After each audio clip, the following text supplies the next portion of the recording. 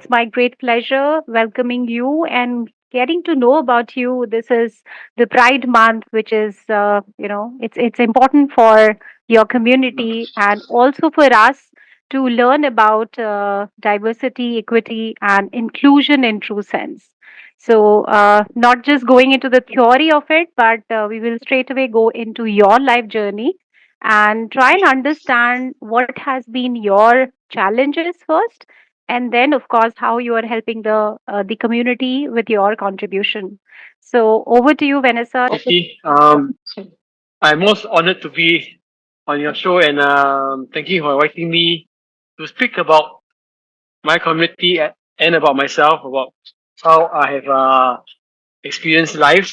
For all of you out there, I'm Vanessa, and I'm part of the LGBT community in the section of transgender. Yeah, I'm already at that stage where I consider myself as a woman, and that is how I want to be portrayed in society. So how did my journey begin? Actually, my journey began when I was at the age of 5, where I realized that I was a bit different.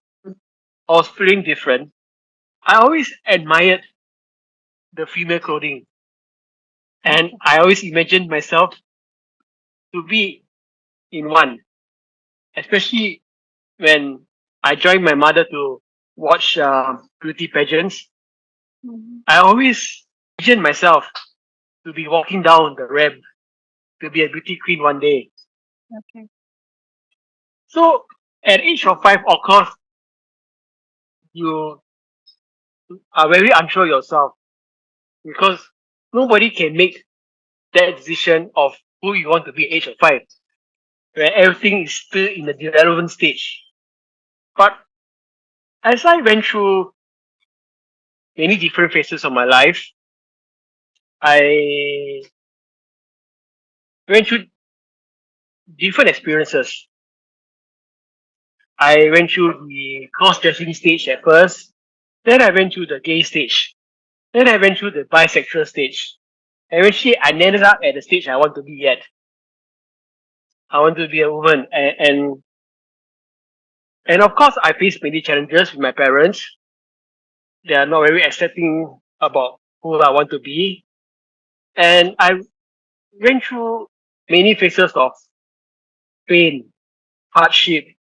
There was a point of time where I wanted to give up everything.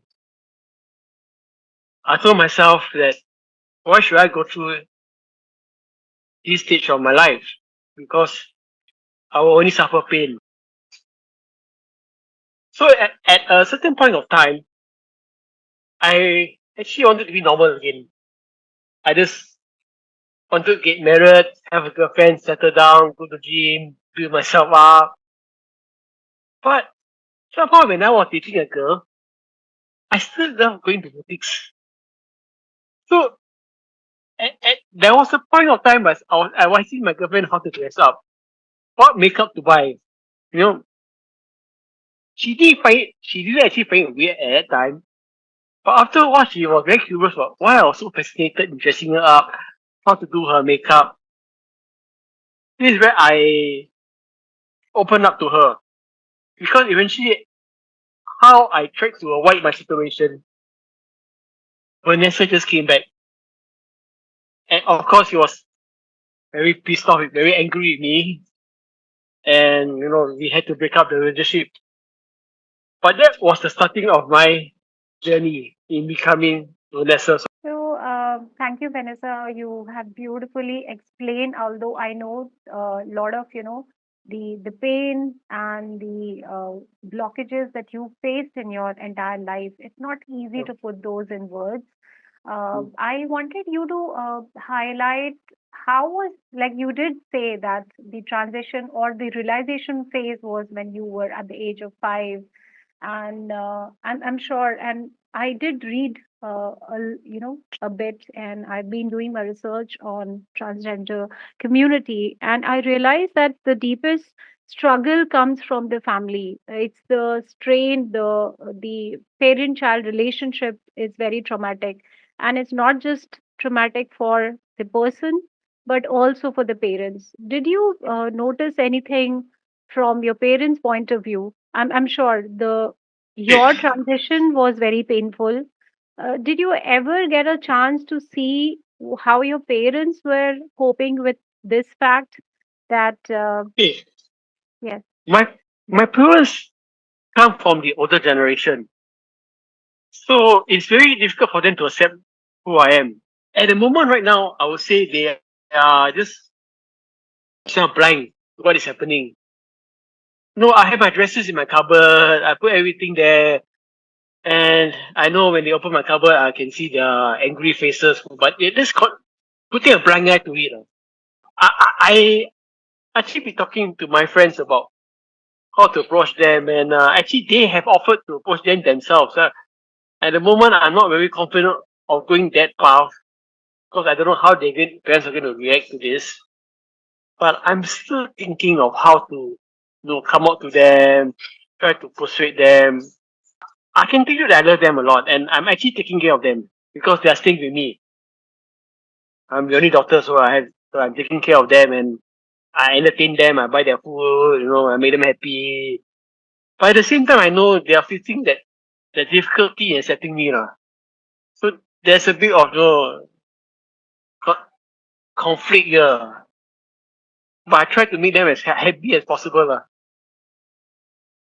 so that's amazing, Vanessa, that your parents are staying with you because many of the transgender community they part away from their parents and they never even get a chance to go back to them. So I would consider that both your Okay. parents as well Yeah, as you are lucky. I would like to make society a lovable and sustainable one where all of us can come together as one to understand each other, to love each other. That is how we build community relationships. That is how we become leaders. That's how we do business together. So I always see society as one.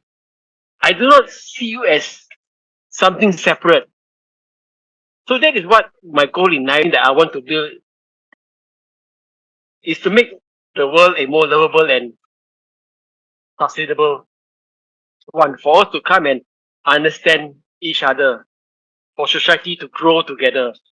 Thank you. Lovely parting words. You believe in one community, and Uh, we also find you as part of the same community. Are you As you there? can, yeah, as you can see, I've also worn a Uh, rainbow color dress, and I do have rainbow color beads supporting the cause of Pride Month. Thank you, Vanessa. Thank you so much for your valuable time, and we will be looking forward to your guest session on 24th. Thank you so Thank you much. very much. Thank you. Bye. Thank you.